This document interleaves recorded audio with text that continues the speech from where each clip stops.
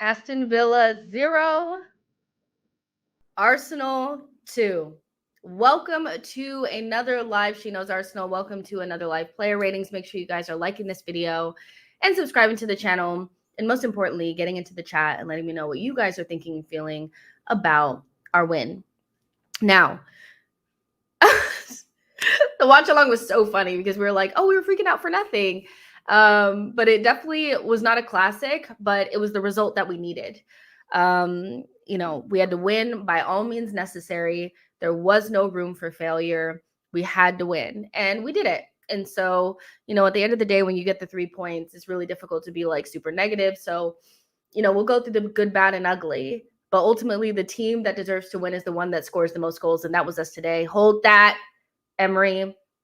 All those little articles that you guys had already pre-written about how Emery is better than Arteta and he should get this and that and we should have kept him. Delete that. The drafts in your phone, delete those because we won. Period. End of story. And so, yeah, we have loads to talk about. I definitely want to get into this Raya performance.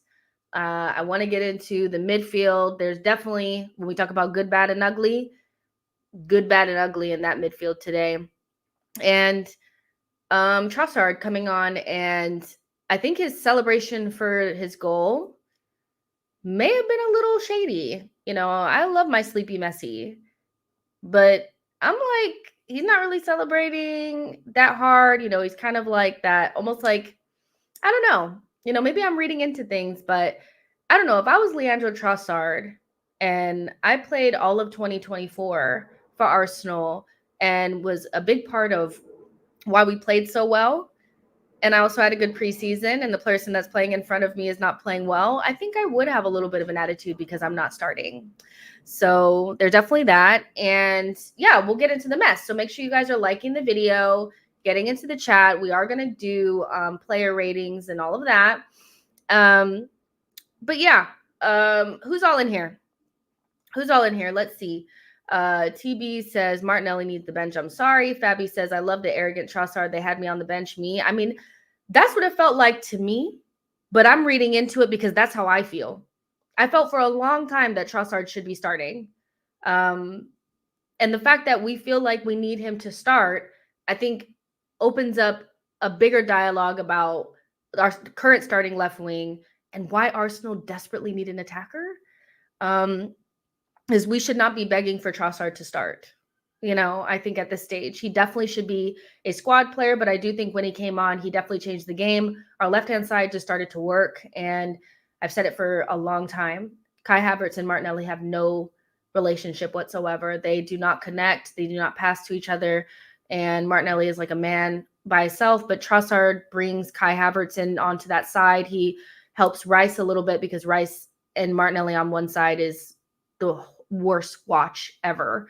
And so, I think Trossard, it's not so much about who's better always. It's about when Martinelli is playing at his best and Trossard's playing at his best, I still feel like Martinelli is probably better, but it's all about relationships and balance. And for me, that needs to be prioritized over, well, Martinelli's our starter, Diallo, thank you so much for your super chat. Diallo says, Raya Hive, let's rise.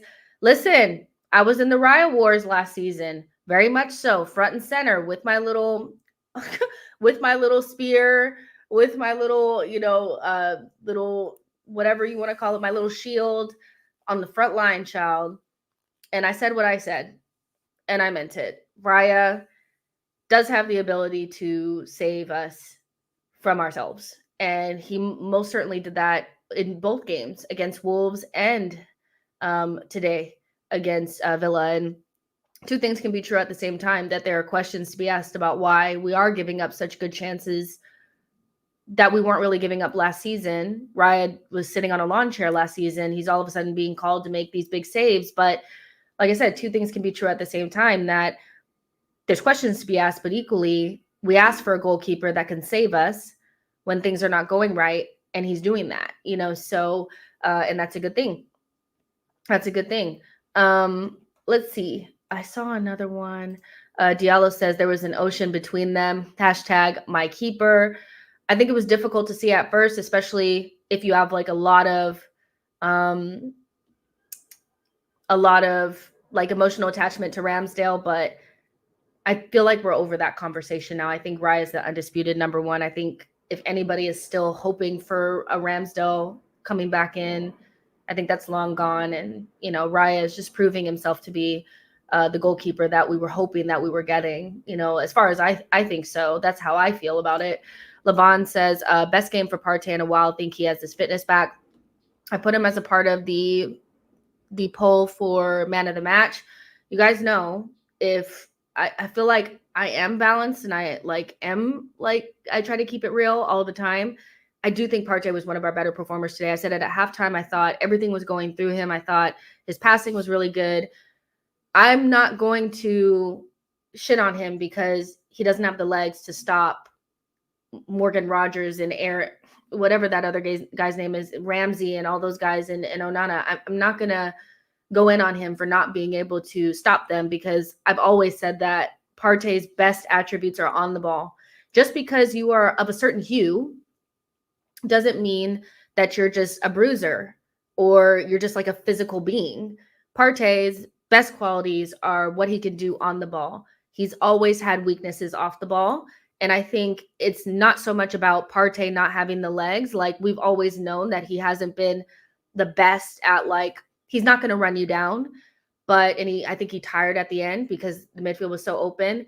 But when you have your best destroyer playing as a second striker for the entire game, there's no cushion for Partey. There's no, the way that Rice and Jorginho played together, I feel like is the exact same way that Partey and Rice should play together. But for some reason, Arteta feels as though Partey can exist on an island by himself.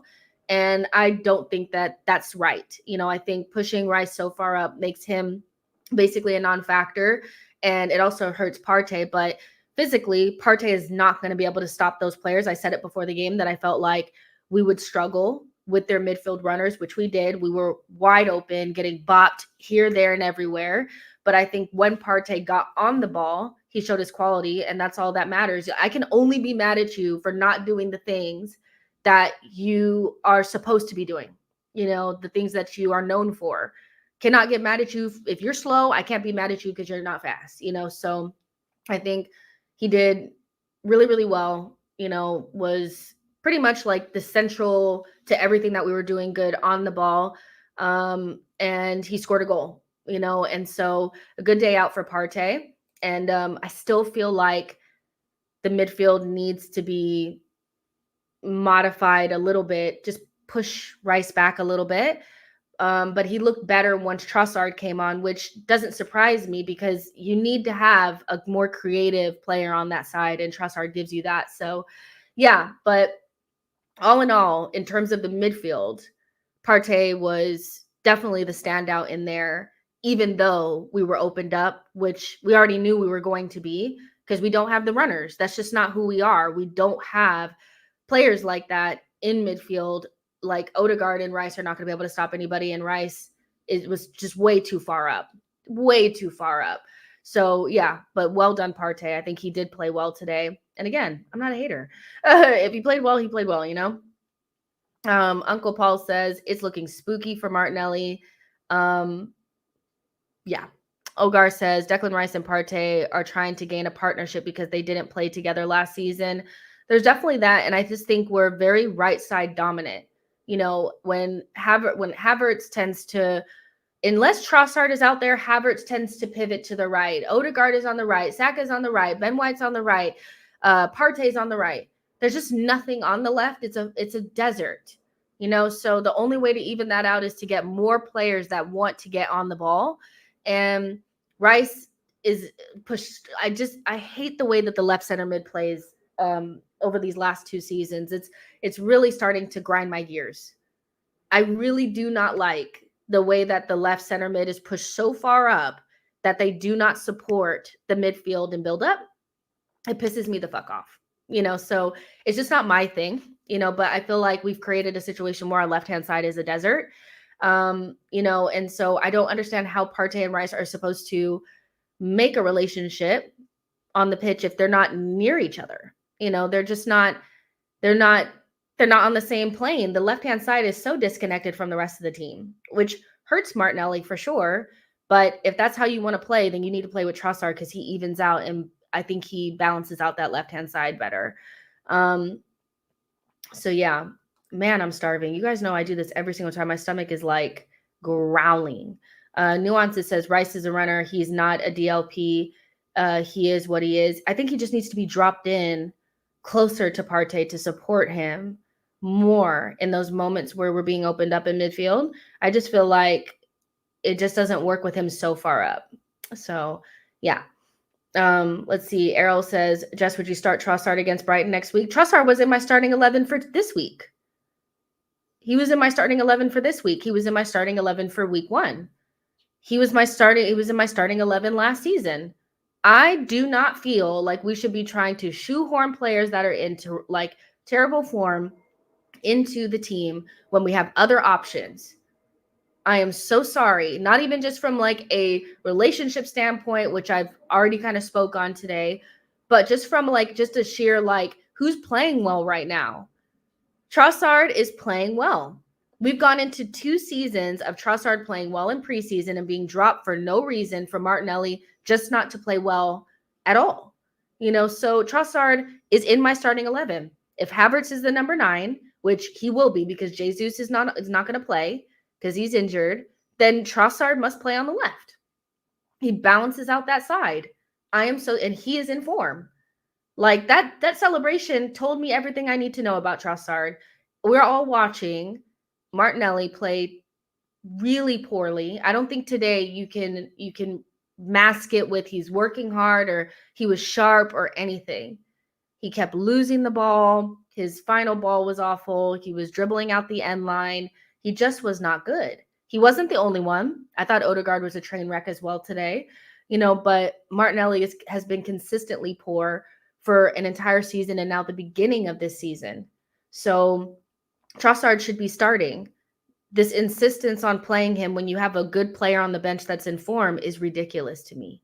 So it's time to just let Trossard have the keys to that left-hand side so that our attack can work.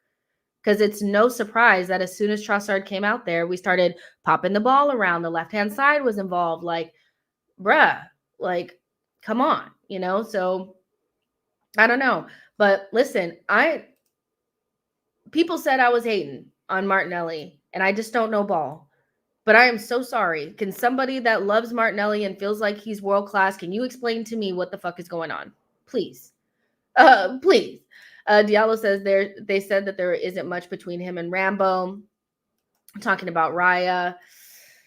Once my Fabio and Kivior stocks may have crashed, but my goodness, have my Trossard and Raya stocks came to save me today. Because period. Okay. So, but hold that, Aston Villa. And like I said, you guys can delete your drafts. You guys can delete your little essays on why Emery deserved more of a chance at Arsenal because we won. So period. But let's go ahead and get into the mess. Let's get into these player ratings. Make sure you guys are liking and subscribing and also voting on the poll for player of the match, man of the match. It might just be Raya because we're not in that game if Raya doesn't play in the first half or he's not doing what he was doing in the first half. My goodness. The first save, outrageous. The second save, oh my gosh. And I think, the first season, I said it, like when you come in the way that he did and the fans are not embracing you in the stadium and every time you touch the ball, they act like you're going to make a mistake. It's just so hard to get integrated and relax. After, Dubai, just like the rest of the team, he really settled in. He looked better, but he still had some shaky moments. Right now, he looks like the player that was the 4th best keeper, 2 seasons ago. Like, he looks like that guy. Is he going to turn around and be Allison tomorrow? I don't know, but he's doing to me, this is a really good impression. Good on the ball, calm, cool, collected, making the stops that he needs to make. My man of the match keeps us in that game, which you need in times when you're not playing well. You need players to step up, and sometimes it's your goalkeeper, sometimes it's an attacker. My goodness. At a clean sheet, 2 really good saves, 10 out of 10, my man of the match, and it's not even really particularly close. he saved us in the first game and he saved us today. So, you know, I just love him so much. He's great. Burmy says 9, but gets an extra point for that double save. So 10. Haman says, nice to have a keeper who concentrates for 90 minutes. John Donut says, Jess stocks are so up for Raya. Raya's clear of Ramsdale. I mean, listen, it's no shade. It's no shade on Ramsdale, but I just, you know, I just thought it was ridiculous. Like the whole thing last season. And I know it didn't show up immediately, but I knew he would come good. And it's not even about like being right. It's about Raya being the keeper that we need, because we needed a good keeper. We needed a keeper that could do the things that he's doing now. We needed it bad. Like we were not going anywhere with Aaron in goal. I'm so sorry. You know, so it's just nice to see him playing at the level that he should be playing at. And so, yeah, I'm loving it. Brandon, thank you so much for your super chat. Says both games he's had a save of the season contender. I mean, he is just on fire, you know, he's just on fire. I'm loving it. The Arsenal Perspective says Premier League team of the season goalkeeper David Raya 10. Let's see, John Donut says Raya 10. Mosquito, I'm gonna star your comment, and when we get to the section I will address it, because we spoke about it on the watch along about Timber versus Calafiori and all this kind of stuff. And I think, you know, we have to give some time to that Calafiori debut, because my goodness, the guy looked mustard out there. He looked absolutely mustard. Let's see. Keenan says Raya is great and his backup will be on the same level. People aren't deeping how important Juan Garcia signing will be, as long as we don't pay 30 million for him. And Kamani said that save had me gassed 9.5. So yeah, he's really, really good. Really, really good. So yeah, let's see. Let's go to White. I thought he had just like one really bad moment where he just like gave the ball away in the middle of the pitch. I think for the most part, though, he did as good as he could. We are just when the game gets stretched, we are pretty struggling when it comes to getting back. Yeah, it's interesting with Ben. I think he had some good moments, some whatever moments, you know, the whole team from, you know, about the 30th minute to about the 60th minute were just so weird and just out of it. So again, forgive me, but I don't really see any reason to give Ben a poor score, but I also don't see a reason to give him a particularly high one. So I'm going to give him a 6. You guys can shout at me if you want and tell me all the good things that he did, but I'm not sure, you know, what he actually did. So did he have any good stops or anything like that? Like, I'm trying to remember. I don't think so. You know, but hey, Fabi says Ben kicking the ball at McGinn gives him an immediate 9. I love a player that stands up for their own players. I think Saliba actually got fouled twice in a very similar way, and Oliver just like couldn't see it for some reason. But I love a player that protects their own player, because McGinn definitely kicked that ball into Saliba on purpose and then got exactly what he deserved for that. TB says Ben was a solid 7.5. Mr. says 6.5. Devel says 6. Ben White 7.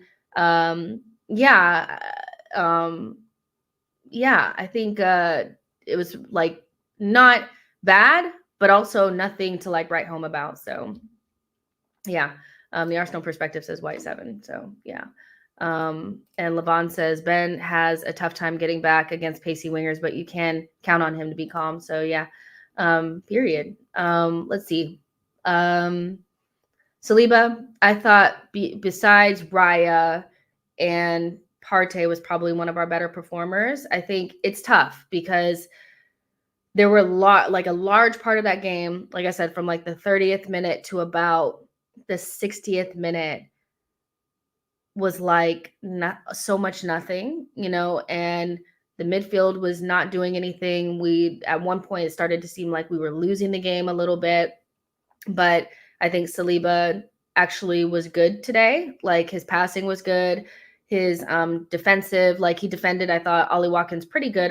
He still got free in some moments, but and it could have been so different. But I think, you know, that last ditch tackle, I thought he was one of our better performers, but it's tough because, like I said, for a large part of that game, I was like, did they even like wake up for the game? Like, damn, do they want to win this?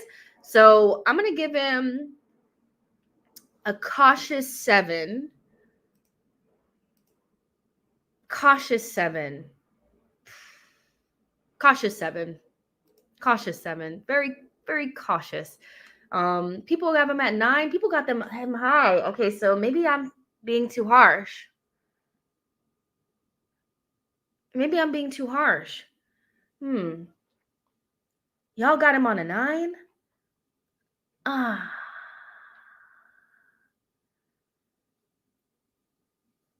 don't know if an 8, 9 is what. Yeah. Okay. So maybe I'm wrong. I'll say I'm wrong on this. Maybe I'll go up to a 7.5. I feel like you guys are begging it just a little bit. If Ollie Watkins scores either one of those chances, we're yelling and screaming at Saliba. 9 is too high. 9 is too high. There was large parts of that game where we were not good. Large parts of that game where we were not good. But some of his interceptions and his last-ditch tackles were good. So I'm going to give him a 7.5. 9 is begging it. I think you're high off the end of the game, but there's just too much in the middle where it was like, we're ass.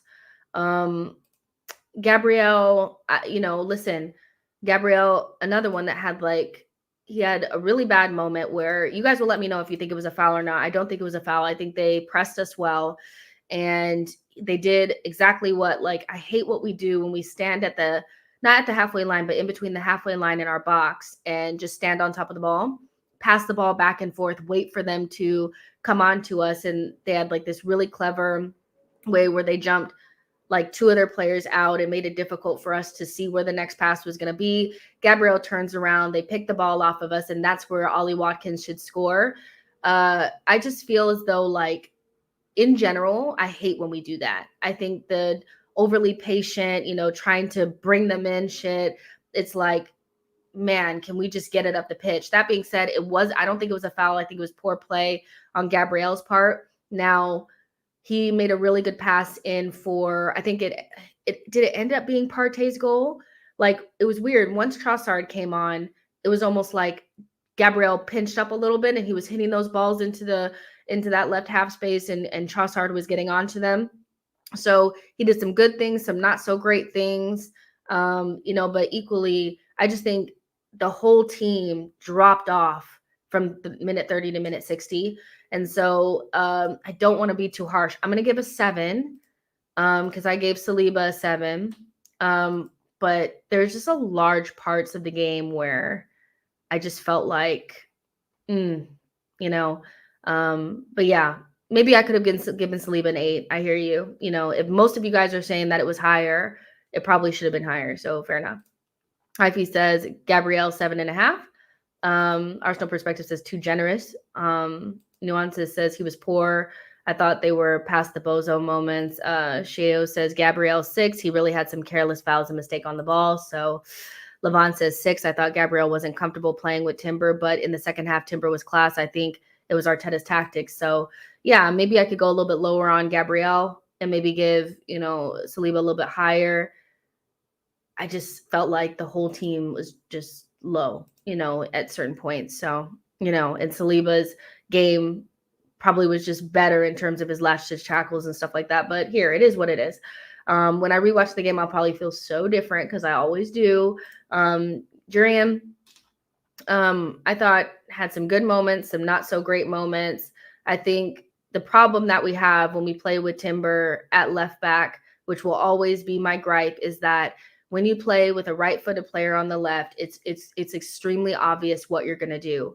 And when you have a player like Martinelli that kind of needs that early ball into the left half space, when you have Rice on that side who's right-footed, when you have Timber on the side that's right-footed, there's just no chance that Martinelli's going to get that ball in behind. And so they're so comfortable.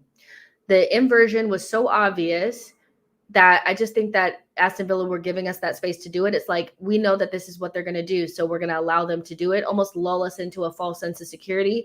And then once we get in and around the box, they just pick it off of us and just go in the other direction. I think they were really comfortable with us inverting. I don't think it was like Timber's doing this great job inverting. I think it was kind of like they just let us do it. That being said, I don't think he was like poor or anything like that, but you see the immediate difference between him and Calafiori. A left footer on the left-hand side that's natural in that position is always going to look better, especially if they're a good player like Calafiori.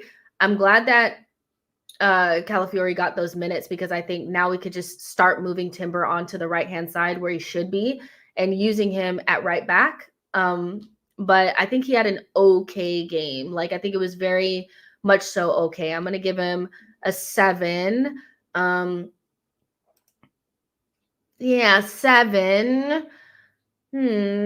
But also coming back from an ACL, I just feel like we need to be calm, cool, collected with this. Like, I saw some people going a little overboard with Timber.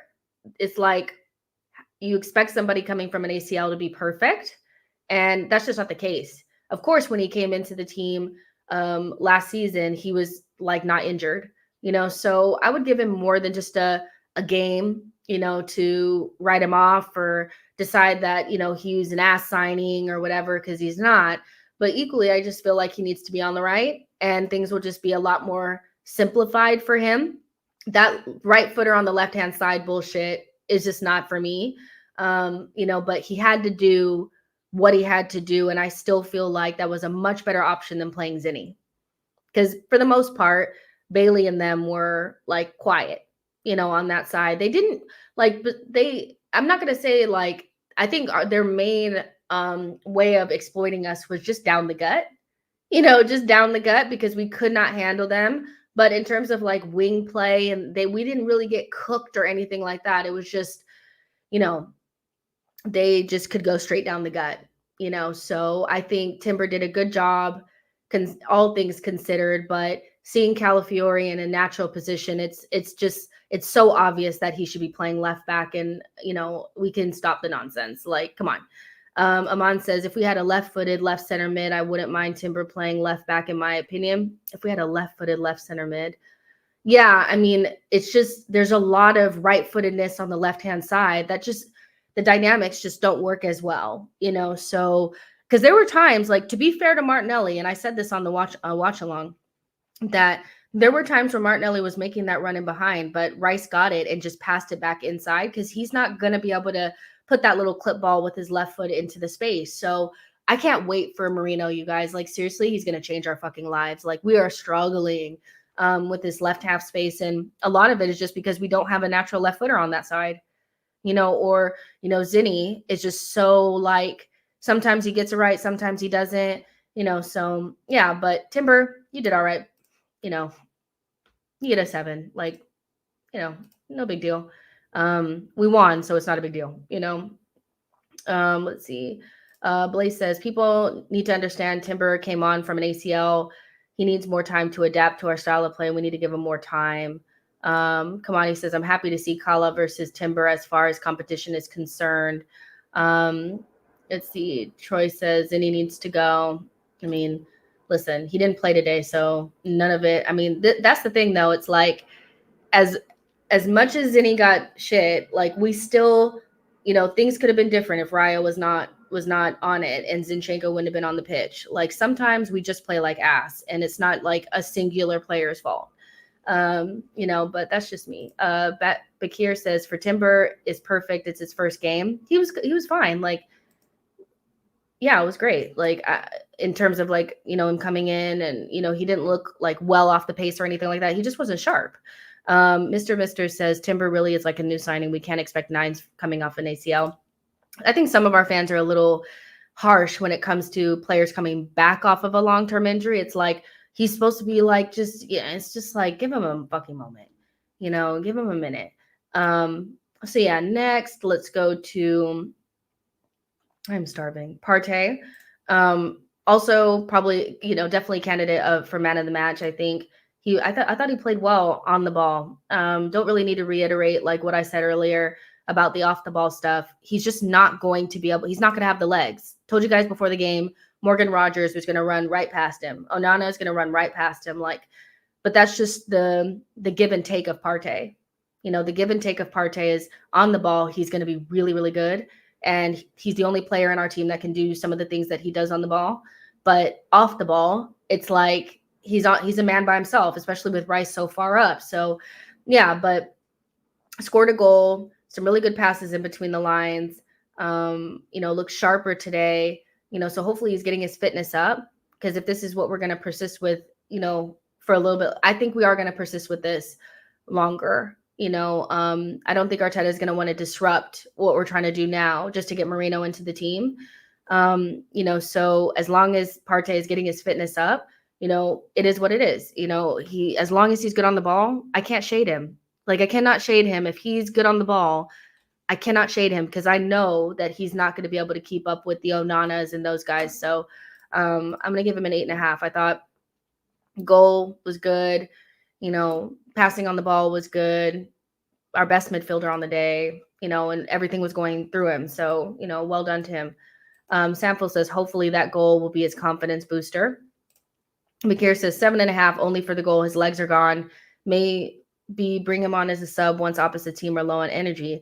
I think the thing about giving player a lower rating because physically they can't do something. This is what the conversations around Partey are separate. And people don't have the ability to compartmentalize the conversation. Partey should have been moved on 2 seasons ago. He just should have. Last summer, he should have been moved on. This summer, he probably should have been moved on. But that doesn't mean he's not a good player. He is a good player, but it's always going to be in the back of my mind when that injury comes, what's going to happen. The main problem with Partey is not who he is when he's playing and when he's fit. It's he's not fit enough. And so saying that, oh, see, he's a good player, I told you, nobody said he wasn't. And equally, if we had, let's say if we had moved Partey on and we would have brought in Bruno Guimaraes, we would be so far gone from these conversations that we're having today. I'm tired of having these conversations. I'm tired of holding my breath, waiting on the injury to come.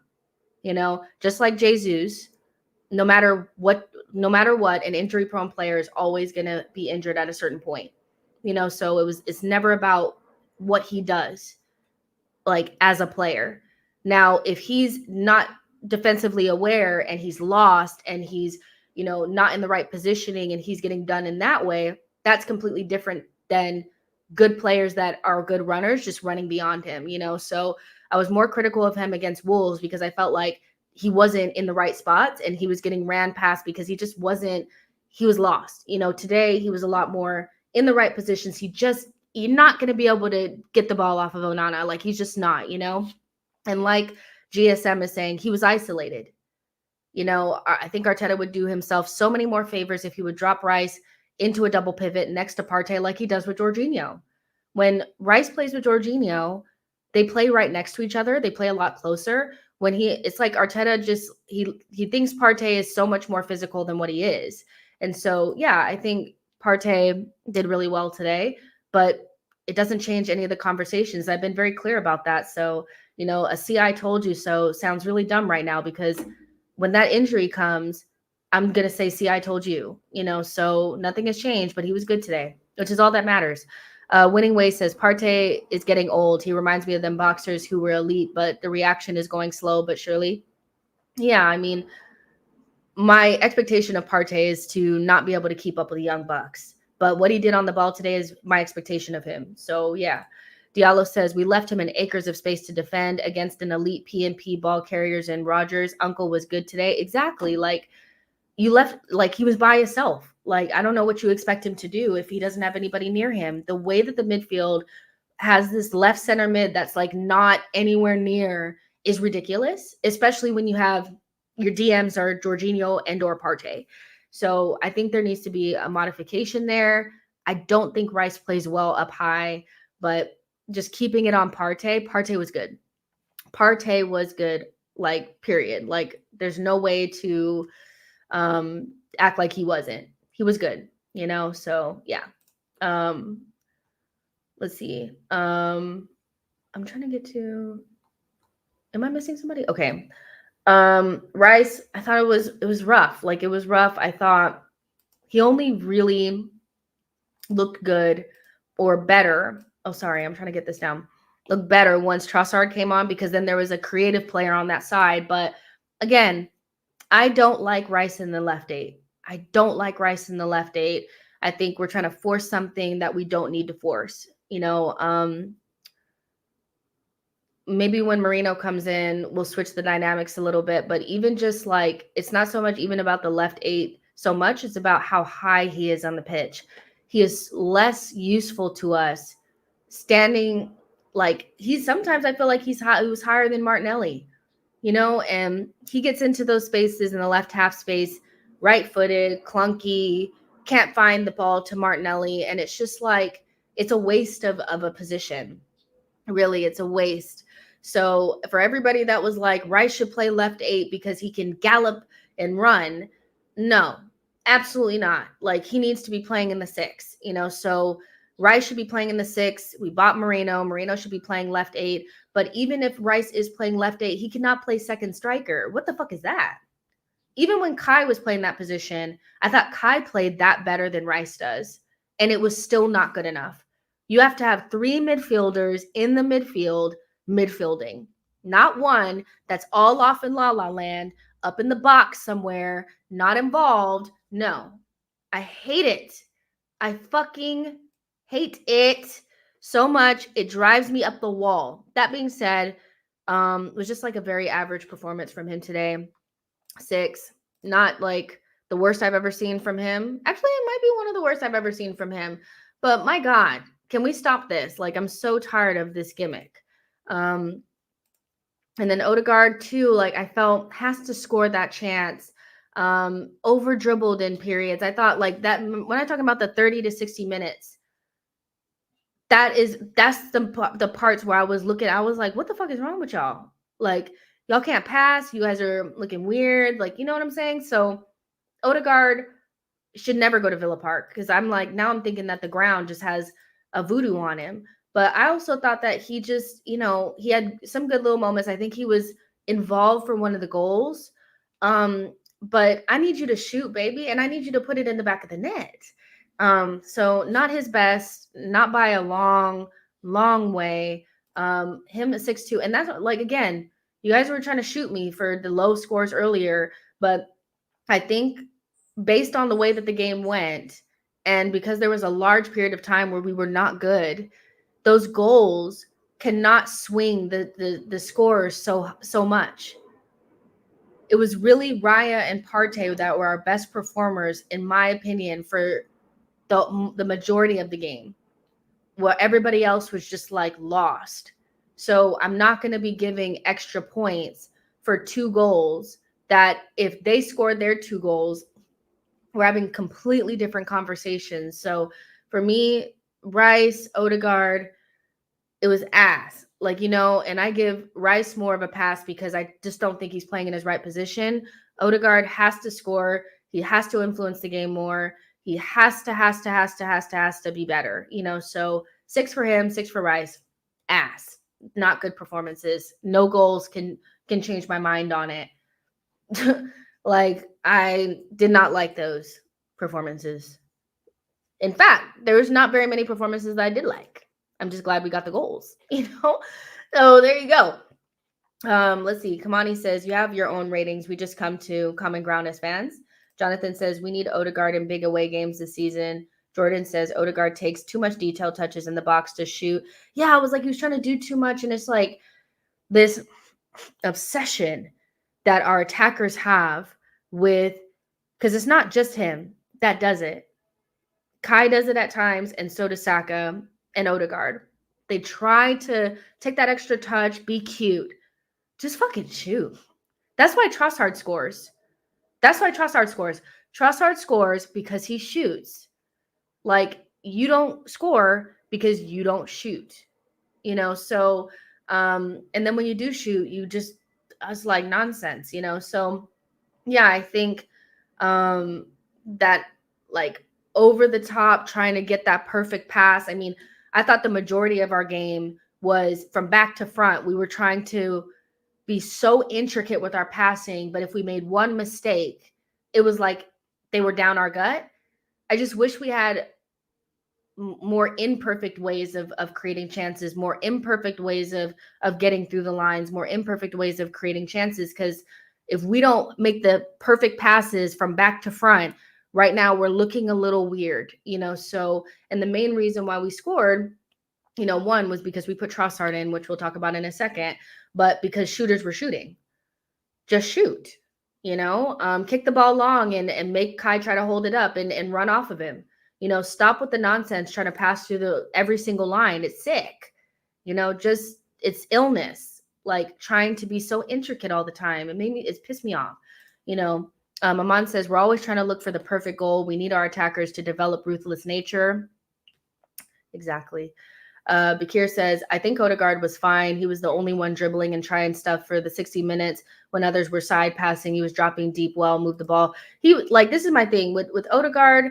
When I don't think he played well, I think I can be harsher than most because he's my favorite player. And so he was infuriating me. He can play so much better than that. So yeah, he wasn't like, his terrible is like still better than so many other players, but still. Like it wasn't good enough. I didn't like the way the midfield was today. It was throwing me off. Like it really just pissed me off so much. So yeah, next, let's talk about Saka. I think not his best, but equally still dangerous. Had that really good shot in the first half. Was part of the better performers, but still I think well below Partey and Raya, if we're honest. I think we lost him again between the 30th and the 60th minute. Nobody was playing football. We were just there existing, so yeah, but I think Saka came up with an assist, right? So still getting numbers on the board. I still don't think he's at his sharpest, at his fittest yet, but equally, it was just a tough game. When you just are not controlling the game and, you don't, I do think Saka would benefit from the left-hand side taking some of the responsibility at times. I think there's just a lot of emphasis on the right-hand side, and it's just getting a little bit like lost. We're just trying to perfect the perfect goal on that right-hand side, and people know it. But I still think Saka is still our most dangerous player. Still comes up with GA, comes up with good moments, like crosses to the back post and things like that. So, it is what it is. I'm going to give him a 7.5. I would have given him a 7. Just a straight 7 had he had not gotten the assist, but I'm going to give him that extra half point. Again, 2 goals. You could say against the run of play is not going to change my overall feeling about certain performances. So 7.5. Kai, I thought was okay. He didn't have he had no shots.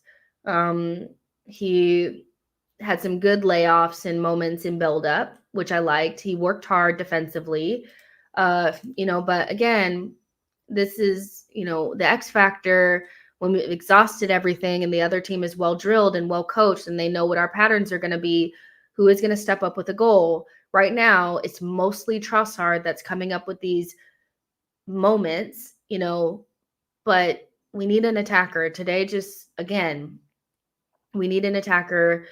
Kai did as good as Kai could do with what I think he was given. There wasn't a lot of service, really. And again, we went through about a 30-minute period where we just didn't even exist within the game. But yeah, I'm going to give him a 6. I don't know. Did he get something else? No. It was just like a very average performance from him, like most people.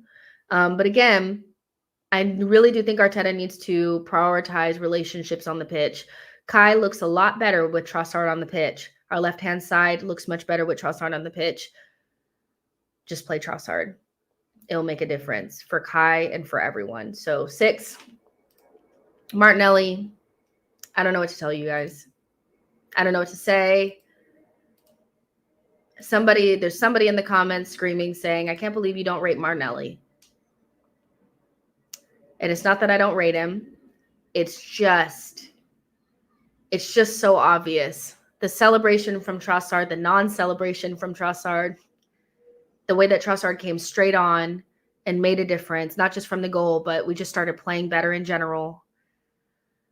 The touches, the passes, the crosses. He was our worst player.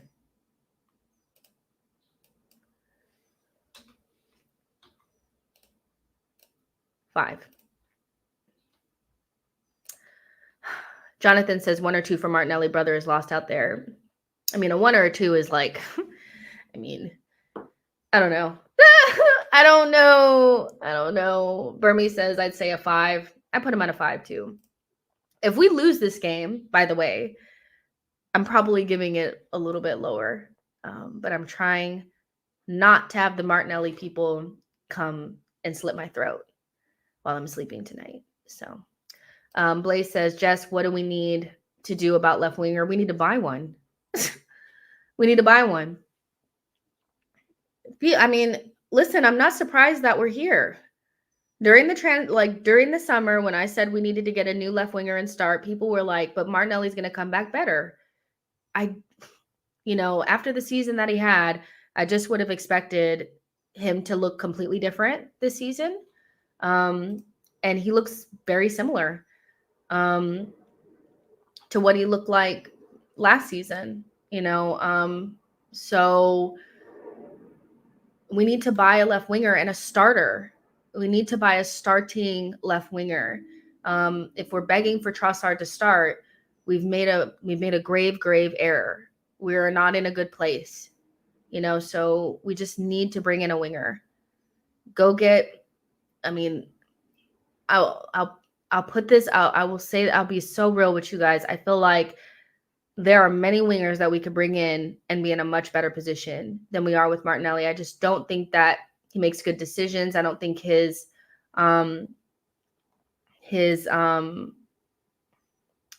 decision making is just not it. It's just weird, So at the very least, I would say Trossard should be starting right now. I know Arteta is going to give him a chance while until we get Marino in and stuff like that. I know he's going to give him a shot. But I do think that, again, the celebration from Trossard, you're going to lose Trossard trying to make Martinelli work. And we can't afford to lose Trossard because he's probably one of our most clinical forwards, and we don't have many. So, yeah, Kena says, Jess, you need to apologize to everyone when Martinelli starts banging goals as soon as Marino starts playing. I will apologize when it happens. I'll apologize when it happens. I think people are holding on to the idea that when Marino comes in, everything will be solved. And I really hope it is, because if we don't get a starting left winger, we are screwed if Martinelli continues with this form. But what a left center mid is going to do for him dribbling out of bounds, what a starting left center mid is going to do for his crossing and his decision-making when he gets in those positions, I don't know. Do I think he'll get in more dangerous positions? Maybe. Marino picks out those passes that Rice could not pick out today. So, but he wasn't good. And Jordan says Martinelli didn't play in a low block today. He's just crap low block or not. His speed doesn't look like it's there either. So if he lost his speed, we're in a lot of trouble because he's not necessarily the best decision maker. He's not particularly technical either. So if he doesn't have his speed, we're in trouble. He's also weak on first contact now. He used to be able to hold off defenders, and now they just knock him over, so I'm worried about Martinelli. He's supposed to be our winger partner to Saka, and Arsenal don't seem like if they can't get Nico Williams, they're not in a position to bring in a starting left winger, but I think we need one. Because we can't risk our season on Martinelli becoming Martinelli from 2022, 2023. But maybe Marino changes that in Calafiori. John says 5. Jordan says he is slacking. Kevin says Marino or not, Martinelli's end product is terrible. Firebrand says Martinelli is right-footed winger who is asked to use his left foot and drive the ball with a cross. I mean, there are many wingers that play on their opposite side and are still able to pick out a decent cross. When he cuts it back on his right, he still should be able to pick out a man and he rarely just crosses it with his left because he always cuts it back. So, you know, I'm not quite sure what, you know, like what we were supposed to do about that. So yeah, I don't want to spend too much time on it because we all know, we all watched, you know, so we don't need to really go in on him. Now let's talk about the two performances that, you know, we really want to talk about. Let's talk about Calafiori first. He looked mustard, guys. He looked mustard. I know it was a very small cameo, but you could just see the benefits of a left-footed, good defender on that side. There was a pass that he made first time just into the space to Trossard. That was great. His defending in tight spaces was great. It was a small cameo, but it just shows that he's that left back position. Like if that's just the bit that we got, we can go levels from here with that left back position. A left footer on that left side, a good solid defender that can also do things going forward, that can pick a pass. Child, I am moved. I loved it. You know, I just feel like Calafiori on the left and Timber sharing the right with White is the way forward. You know, Tomiyasu would be, you know, the backup right center back, I guess, / can cover the whole back line. Zinchenko fall all the way back, you know, but Calafiori just looked a level above anybody that's played left back in a while for us, you know. So yeah, I thought he was really good. Good cameo. But the defensive soundness was really good, which stood out to me. So 11 says Timber as well baller. He is. I just think he should be on the right. Jordan says Timber is better on the right. The Arsenal perspective says, I got to say, I think Calafiori is going to fit right in when it comes to our shithousery duties. I mean, they were just mad because he was rattling them so badly. I loved it. I was like, this is going to be a really good signing. I'm really excited.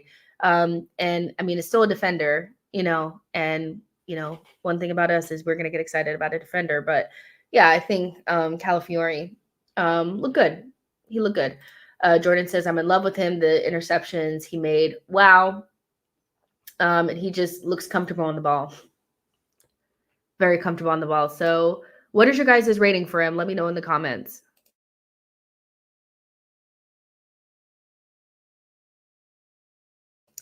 I'm going to give him, for the cameo, I'm going to give him a 7.5. You know, it's like not the end or anything like that, but you could just see it. It's just very like, you know, you see something that's like very obvious. It's very obvious.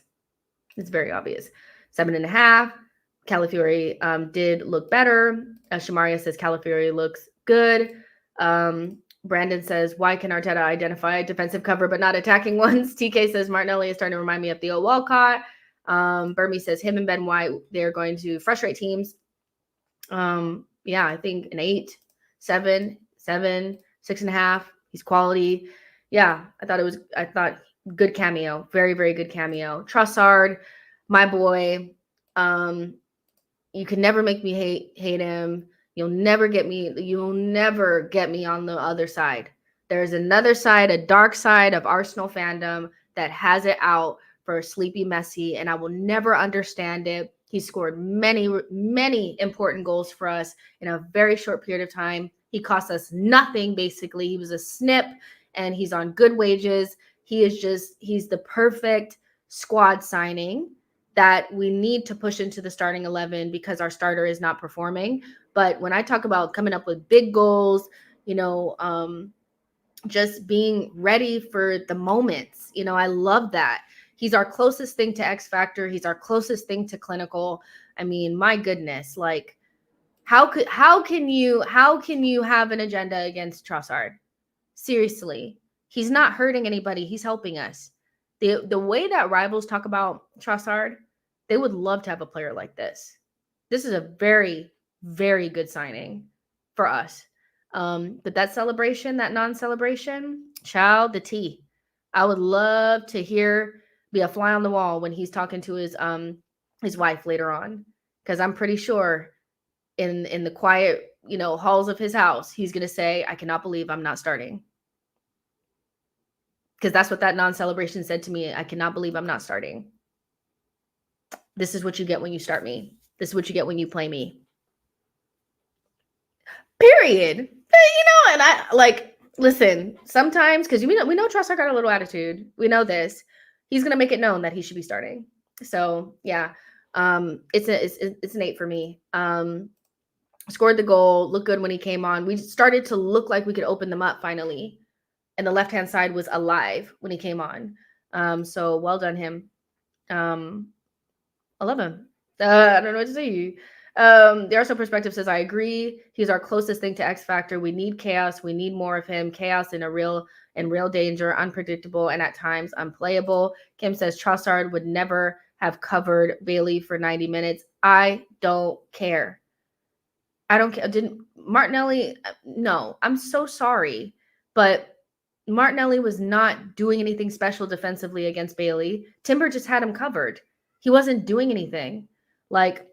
We're not giving Martinelli credit for defending. It's time to be real. Martinelli needs to hold bench for a little bit. He's not getting credit for running backwards. No. 11 said he should feel that way. That's what competition is about. Dale says Arsenal finished a distant second last season without Trossard. He should be reaching cult status. And here's the thing, it's I get the whole competition bit, but I don't even think it's competition right now. I don't think Martinelli's even competition for Trossard. I think it's very maybe I'm deluded. Maybe it's because I have my Trossard colored glasses, but I just don't feel like in Martinelli's form that it's even a competition or should even be a question who's starting. With the fact that Trossard can play with Kai Havertz, which the fact that you're trying to shoehorn Rice into this left center mid, not only from a relationship standpoint and a balance standpoint, but from a form standpoint, Trossard should be starting. I don't even think it should be spoke. I don't even think it's a competition at this stage. Until Martinelli comes into a decent bit of form, I'm not understanding why it's even a competition. So I understand competition for places, but that's why getting an attacker is so important right now. We have a Jesus who we cannot rely upon. We have we have to sell Nketiah. Nelson is not going to help us. And so really we're relying upon Martinelli to get into form, and he's painfully out of form right now. Kai Havertz, who we know some games he's just not going to score goals. Saka and Trossard. That's not enough. That ain't enough. So Trossard was really good today coming on. So yeah, well done him. Des says not the same Trossard when he starts games, check out of games. He started last year and the pattern is clear. Arteta is doing the right thing for now. I think this whole Trossard checks out of games and doesn't play well. In the end of the day, he scored goals. And so there's a lot of emphasis on oh, well, he wasn't good in this. He didn't make this pass, but he's scoring goals. So I don't know what to tell you. That in the end of the day, that's what matters. And so we have a very imperfect situation where our starter is really painfully out of form. So even if Trossard has these little bits of bobs about his game that are not perfect, he still scores goals. So I'm struggling to understand Trossard had games where he didn't play well. The whole back end of last season, go watch the season review. It's just Trossard and Kai Havertz scoring goals. It's just them. That's it. So I'm sorry, but Trossard, he has bits and bobs to his game that are not perfect. That's why he's a squad player, but he shouldn't even have to start, but we need him to because Martinelli is not playing well. So there's nothing you can say to me about him right now. It's just you cannot, oh, well, he doesn't play good sometimes. He doesn't get that. He's scoring. I don't know what to tell you. Winning Way says Ten Hag sacked before Christmas. Takir says Trossardinho is clutch and clinical. You expect a player that you spend 20 million on, and it came in as a known squad player to have little things in his game. You know what I mean? You expect that. So constantly reiterating it just feels dumb. And I kind of get it because it's I want to protect Martinelli. So I need to point out the errors in Trossard's game. But Trossard should not even be in the same conversation as Martinelli. Martinelli should be so clear of him at this point that we're not even having this conversation. And that's the point. That's the point, you know? Like, we need to start Trossard. It just is so obvious now. Winning Way says Trossard is a better footballer altogether. The only thing Gabby has over him is speed. Trossard scored like 17 goals last season. I really think people are being like very disingenuous about Trossard. Blaze says Trossard started last season versus Chelsea and Wolves, Bournemouth. He scored in those games. Come on. Zich says Martinelli is not playing well from the start. Trossard should be giving his chance. Because even if, like, here's the thing is, even if Trossard plays shit, which he does play shit at times, he contributes with goals, you know? So it's like, if both players are going to play ass, let's say Martinelli and Trossard are both going to play ass, at least one is playing ass and scoring, you know? So that's the point. Diallo says, this is what Arteta is saying. We are a bit short. If we can do something, we will do it. We need good availability from everybody. We don't have 23 outfield players, and normally you have to be equipped like, just get into the market. I don't want to hear this. I don't want to hear we're a little bit short. If we can do something, we will do it. There is no if. There is no if. You guys need to go out there and get an attacker. Even more so now that Gabriel Jesus is hurt. Before Gabriel Jesus was hurt, it was obvious that we needed an attacker. So I don't want to hear if we can. Martinelli or sell Nketiah tomorrow to Nottingham Forest and go bring in a freaking attacker. Like, or you are not winning shit, you know? It's just, yeah, come on now. Let's be serious. Olu says Martinelli stretches defense so Trossard can succeed. Not going to accept the Martinelli slander. You don't have to accept it, but destiny arrives all the same. You know, you don't have to accept it. It's not even slander at this point. Like, nobody that loves Martinelli right now can say that they're like, that his performances make sense right now. So, and Martinelli didn't stretch no fucking defenses today. So we're not giving Martinelli credit for Trossard's goal. Martinelli didn't do anything today, but dribble out the end line, give the ball away. So no, I think that's pretty much it. I don't think that and nobody else really came in. We're not rating Reese. He didn't do anything. You know, but we won and we needed to. And so we live to fight another day. I would say overall performances need to improve. That being said, you know, good teams find ways to win even when they're not playing well. And I glass half full, that's what we did today. Lots of questions still about certain things, but Marino coming in, hopefully we get to see him soon. Calafiori, just start him. Just start him against Brighton. No reason not to. You know, and we go again at home against Brighton, I think. You know, and Brighton, they look good. You know, they beat Manchester United today. You know, so another tough game, but we should win. You guys always want to rate the manager. What do you guys think? What do you guys think? What would you rate Mikel Arteta? By the way, Raya is man of the match. Raya is 67%, Partey 13%, Saliba 7%, and Trossard 13%.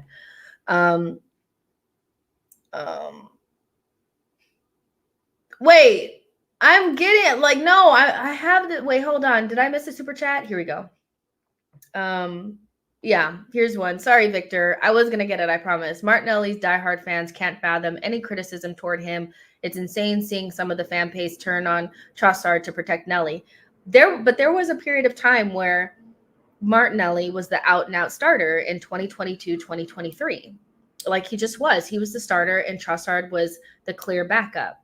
Then he had a whole season not playing well. And in 2024, Trossard was really good for us and didn't get a lot of credit despite scoring 17 goals, coming up big in Champions League for us, you know, multiple times. So I just feel as though things change and things can change from year to year. I think Martinelli was the clear starter 2 years ago, but we are now going into 2025. You know, things can change. And Trossard did not come here to just sit on the bench. He is not, you know, El Neni. He's not Rob Holding.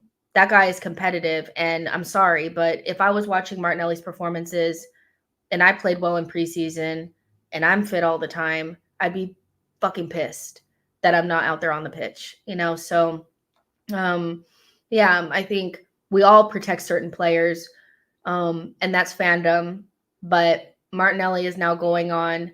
This is now his second season where he hasn't looked good. And I know it's only 2 games in, but we don't have any room for error. We really, really don't. So we got to play our best 11. And right now, I don't think our best 11 includes Martinelli. Right now, that can always change. It always changes. The best 11 be changing throughout the season. But right now, it doesn't include him. And, maybe I don't know what to do. Like, I don't actually know what to do with about the Martinelli thing. We can wait until Marino gets in and see. But right now, I wouldn't risk it. Diallo says, agreed with all your ratings except for Big Willow. Fair enough. I will you guys know I'm going to rewatch the game, and I'll let you guys know if I think that it was better than what, I originally thought, So yeah, but Teta 8, Teta 10 out of 10, great substitutions in lineup. Teta 7, 7, 10, 7. Nuances says we've outplayed teams and lost. No one said we were lucky. We called them naive. Let them cry. That's the thing. I mean, I thought like the 2 other times that we played Villa, we actually had more of the game, if that makes sense. Like we had moments like, where we should have scored and stuff like that. I thought today they were probably better than us, marginally better than us, but we won. So, and that's all that matters. You go away to a hard place that, you haven't beat them in a couple of times and you come away with the 2-0 win. I don't give a shit. And I've seen many a team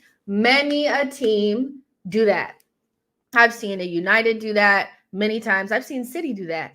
I've seen City play not well and then still get the win despite other teams having good chances, so it happens at times. I just don't want to do it too many times because your luck will run out. But I will say my ranking or my rating for Arteta will be, I'm going to give him an 8. I think the subs were good. He needs to evolve a little bit beyond needing to pass all the way from front to back perfectly, inch perfect, everybody touching the ball for us to score a goal. That's what I would say. We need to evolve beyond that because there's certain teams that have figured us out like that. And right now, I feel like we need more dynamism. We need more directness. We need to have a different way of creating easy chances, and right now we can't create easy chances or chances at all if we don't literally from Raya to Saliba, then Gabriel touches it, then we pass either to Timber or Partey, and then they get it to Saka, and then Saka finds Ødegaard, and then Ødegaard finds Kai, and then Kai lays it off to Saka, and then Saka gets it and he cuts in, and then he tries to get to the back post. Like, it's just, it needs to be too perfect. And we're not perfect enough. So yeah, I would give him an 8. But yeah, we need to evolve a little bit from that. There's 200 of you guys watching on YouTube. The rest of you guys are freeloaders on Twitter.